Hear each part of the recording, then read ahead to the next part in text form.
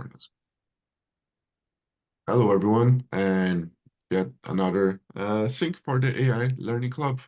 Today, fifth chapter of AI engineering.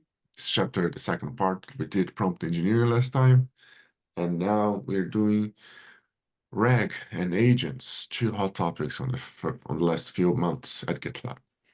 Missy, do you want to take over? Yes, I will share my screen and present this.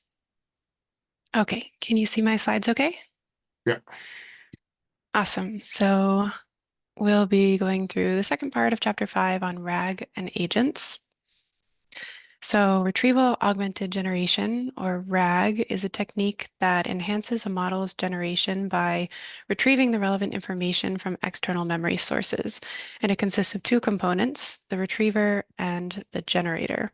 So the retriever is the part that indexes the data so that it can be quickly retrieved later and then queries to get the relevant data. And then the generator is the part that generates a response based on the retrieved information. So for example, in this diagram from the book, if a user sends a prompt to an application that uses an LLM, then and that has implemented RAG, then the retriever will retrieve information from some kind of external memory source like documents or tables, video, audio files, etc., and then enhance the query and prompt with that extra information, which is theoretically extremely relevant to the prompt, thereby making the responses better, and then generate a response that gets sent back to the user. So in our own code base, we do have some RAG implemented, for example, repository X-ray. That's currently being migrated over to the monolith, and I've been reviewing a lot of those MRs. But essentially, we enhance prompts with information about dependencies in a project. So you can run a repository X-ray scan. Currently, it's part of CI, but that's moving into something that will be done as a background job via Sidekick. And that will then have a list of all the dependencies, again, that get sent to the LLM so that it knows what you're using in your application and can provide better responses. So the book goes through a lot of different retrieval algorithms, and retrieval works by ranking documents based on their relevance to a given query. So different algorithms do that in different ways. There are a lot of different ones. For example, term-based retrieval, which finds relevant documents by keywords, and embedding-based retrieval, which ranks documents on how closely their meanings align with the query. When you implement RAG, one of the things you want to pay attention to is optimizing your retrieval. And the book goes through a lot of different ways that you can do this. So you can improve your chunking strategy, basically how you split up your data and how you index it. You can re-rank documents based on relevance. So you can take the initial document rankings from the retriever and then re-rank those to be more accurate. So you could potentially use a cheaper retriever to get all the documents and then a better retriever, maybe something that costs more, and then re-rank them so that you have better information. You can rewrite queries to make sense on their own. So if you first ask something, the book gives the example, if you ask something about how, like, what is Bob's wife's birthday? And then it has to go in, the retriever has to go into a database, retrieve who is Bob, who's Bob's wife, what's her birthday? And then if you follow up a question, okay, what about John? Then rewriting that query would be, what is John's wife's birthday? And then that would probably produce better results. You can also augment documents with related content and then query based on that related content. So you add extra information, like, for example, if you had some kind of database, add title, summary, questions, those kinds of things, so that you have more information sent to the LLM. Then the book moves to the second section on agents. So an agent generates a sequence of actions and then takes those actions. And it involves four components. There's the action space, basically what tools are available. Then planning, which is broken down into task decomposition, reflection, and then memory. So in this example on the right, if, for example, a user asks, how many units were Fruity Fedora were sold in the last 7 days. Then the RAG system or the agentic system has to then pick a tool, something like text to SQL, and then build a SQL query, another tool, and then use that to query an external database. So that's kind of a RAG part. And then take that result and break it down into a response that they can then get sent. So the agent is performing multiple different actions where it has to take the text, make a SQL query, actually do the query, execute it, and then respond with something relevant to that query. So the author makes the argument that a RAG system is an agent. So even many applications that we interact with, like ChatGPT, is an agent as well, and it has access to many external tools. So in this diagram, it shows an overview of a foundation model agent. So when the user sends the query, there's a planning and reflection phase of, okay, what information do I need to get to be able to respond? And what are the different steps to do that? And then it might retrieve all that information from a text database, an image, a database, etc., and then use the tools that it has available to then create a response, generate a response, and return that. Tools make an agent capable of a lot more complex tasks, and they can perform both read and write actions. Um, the author gives the example of a calculator. It's very hard to teach an LLM how to do math, but you could simply just give it access to a calculator and then it can do fantastic math. We do have tools in our own database. So, for example, we've got a GitLab documentation tool, and this is used to answer questions in Duo Chat concerning GitLab and its features. So we've given access of a lot of different tools as well to Duo. So the planning part of agents requires the model to come up with different options and reason about them and then choose the most promising one. So there's the task decomposition of breaking down the task into manageable actions, then reflecting on that, evaluating what the outcome is, correcting any mistakes, and adjusting the plan as need be. And memory is also part of agentic workflows. There's both short-term and long-term memory, and each of them has their pros and cons. Short-term is faster to access, but has limited storage capacity. So this is suitable for information needed for immediate tasks, but this is limited by the model's maximum context length. Whereas long-term memory takes longer to access and has a much larger storage capacity, and it's relatively cheap and easily extensible. So sometimes there's the question in agentic workflows of, okay, when do we transfer something from short-term memory to long-term memory, and how do we do that? And what is the information that should be set in long-term memory? What should be set as short-term? And it's not always last in, first out, or first in, first out. So that also needs to be adjusted. And that is the main summary of chapter 5, part 2. So I will open it up for any discussion. Thank you, Missy, for the presentation. We're contextualizing ourselves. So what do you all think of the chapter, of the conversation? Any questions and comments?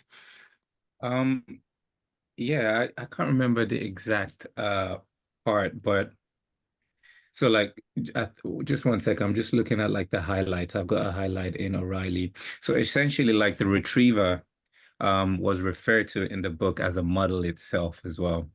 And that caused a little bit of a confusion whilst I was going through it because obviously there's the retriever. This is in the RAG part, by the way, that retrieves from the external data source. And Mm-hmm. then there's the actual model itself that generates the response. Maybe it's the terminology itself, like a model. Is the retriever a Mm-hmm. model? I wasn't too sure. Yeah, it wasn't too clear for me whilst I was reading that. So I was just wondering if anyone had an insight into that. Or is essentially the retriever just a service that just goes to retrieve something? Because there's also talk of fine-tuning the retriever as well, right? So Mm-hmm. The retriever can be the RAG can be anything, really. It's a hmm, way of fetching context. It will often have the model not as part of the retriever itself, but as part of the system where the retriever is. So the retriever will return some machine, like the query will return some machine code, like some query execution for SQL, a page from the web, an image, whatnot. And the model in retriever will just um, summarize that information or do something else with that information. Will act on the information that was received or retrieved. So, for example, it might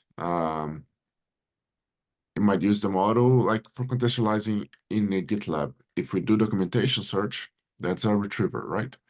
We'll do the documentation search that goes to Elastic or to SQLite we have as well. Fetches some things, but just outputting the documentation is often not a good experience. So the model goes and parses that. The retriever parses that, like, where is it? The model's parsing can be considered another agent of an agent that parses the output of retriever. It can be considered part of the retriever as well. That's just a matter of how much you want to complicate things, really. So just to confirm, if I'm getting it right, it's like the model is another layer within the retriever itself that does something with the information, with the raw information that the retriever has retrieved. Yeah, yeah. And it's often the same model across everything. It's just it can be that even the retriever has a different model. You can do anything really. But it needs to transform, it assumes that it needs to transform to some other format, and that is the goal of the model within the retriever. Right. Okay. Thanks for clarifying. You want to talk I had about a, your adventure? Oh, sorry, Missy. I just had a quick thought that I wanted to add and perhaps ask. So, um, in Duo Chat or any of the Duo features, really, there's a lot of information that we pull from like open tabs, or now we're Mm-hmm. building additional context and things like that. Um, does that count as RAG? It seems like this is just a new term, but it's something that refers to like old concepts that have always existed, but now this is kind of the hot way to refer to just grabbing information you have access to and then using it in your application. Yeah. Want to talk about that, Dimitri? Yeah, so in the parentheses in my agenda item, I put semantic hybrid search because that's what it essentially is, at least for the current implementation of GitLab. Yeah. So it's it is part of it. It is the same thing that we've been doing forever. So big part of RAG is search. It's a search problem. It's try to find the ideal information so that you don't put too much into the model and you just fetch what's necessary, right? Um, there is some, and then there's augmenting, which is not really a search. For example, open tabs, that's providing more context, but there isn't really a search involved there.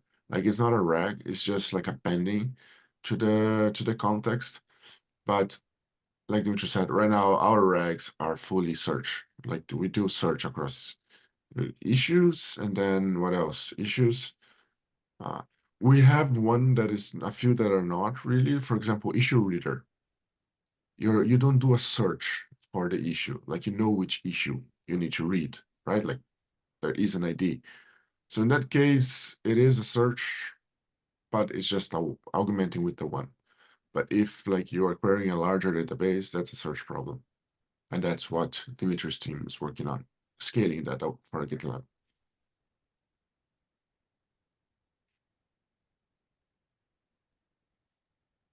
I can show one scenario that I've been working on. Let me see if I find the issue. But like for me, I work on custom models, and we don't like customers don't have access to this kind of like large database, or a lot of customers don't have Elasticsearch. So they need documentation search for their Duo instances. So what we did was, I'll try to find the issue here, was create a search on top of SQLite. So we embed the database on the AI gateway on the GitLab so that we can search. And as you expect, this is pretty bad. It's the minimal work, but let me see here. But I just want to see because there is some.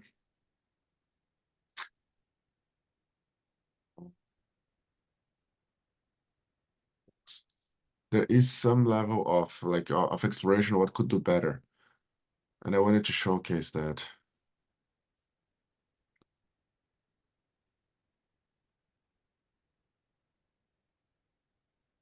I'm trying to find, but I couldn't.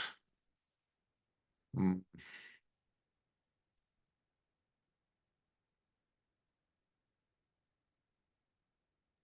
Anyways, but the problem is I'm using SQLite, which is BM25. It's a simple search mechanism, and it doesn't perform well. And I was exploring why not. That was not exploring well, and it's very sensitive to the input.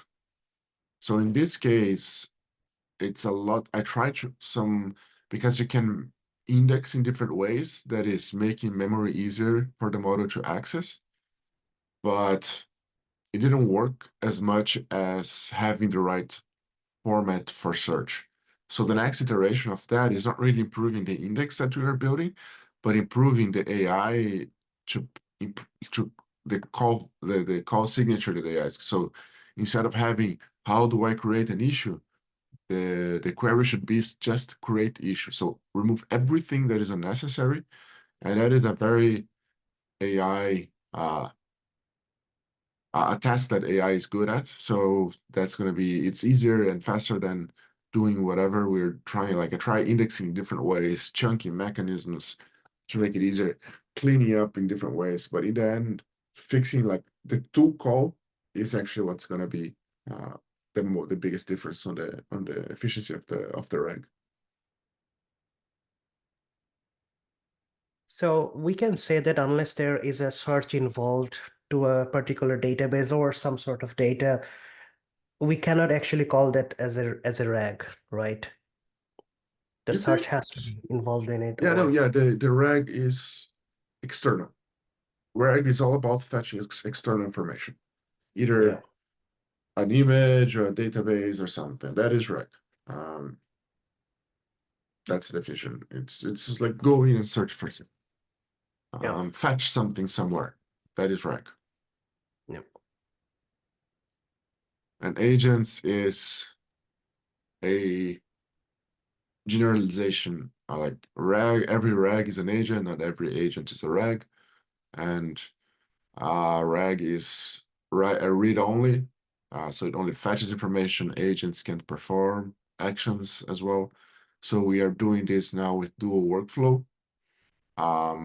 So I have this issue open right here. So for example, let me show an example of the plan that this creates. Let me share quickly my screen.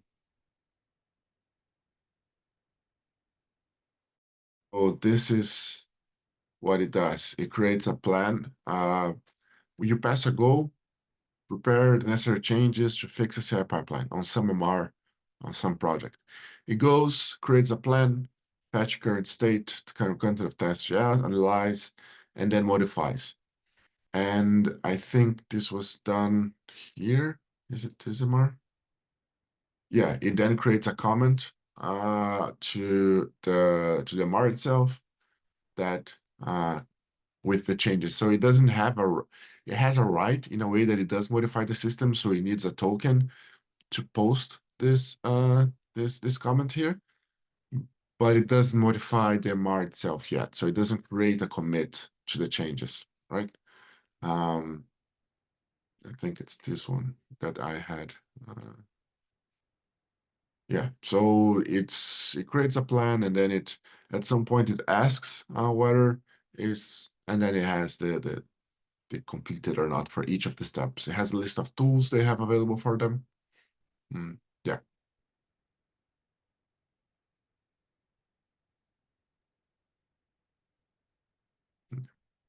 This is going to be pretty exciting to see in GitLab eventually.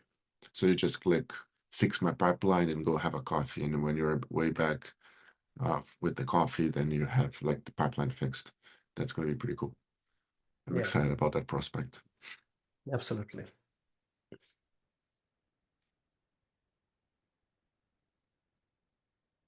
Can we hear more from Dimitri on what your team is working on regarding RAG and agents?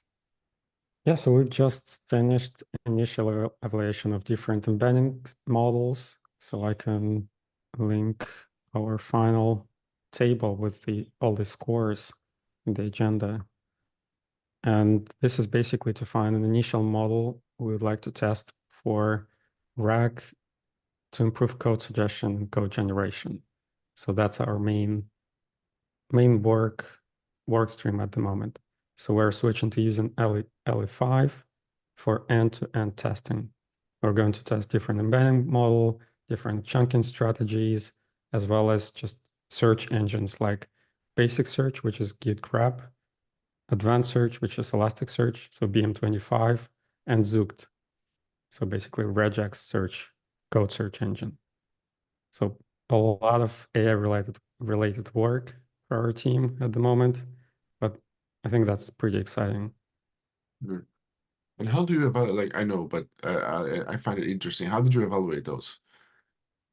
So we've prepared a single page JavaScript application, prepared a data set, top 5 results for each model for, I think, 7 or 8 questions. So basically prompts from the user. And we asked the engineers to compare 2 different models side by side. And if you answer that enough times, you can rank these models. And if you open the comment, you can see different questions and scores for each model. And for example, you can notice that Vertex model performs better when it's a documentation question. Most likely it hasn't been trained on a lot of code. But you can see that other models perform better for code-related questions. Get me Elasticsearch client, it returns better, more relevant results. And our hope, if that's the case, then the actual code generation part of it is going to be better if we inject this context from this model. Yeah. So just an example, like how I'm coding, like we have open tabs right now, right? So how I'm coding is I open I want to implement a test for a class. So I just open the class and the new file for the test, and I have the autocomplete finish everything for me because I provide exactly the same context that it needs to implement. And I think with the search like this, I don't need to open the other tab. I can just open what I need, and then it goes fetches locally the right file, appends to so that's the external part, appends to the document. I'm being explicit, which you should allow users to be explicit. That helps them. But having the search doing the heavy lifting, that's going to be pretty cool. Is that pretty standard for an application to use multiple LLMs for different features?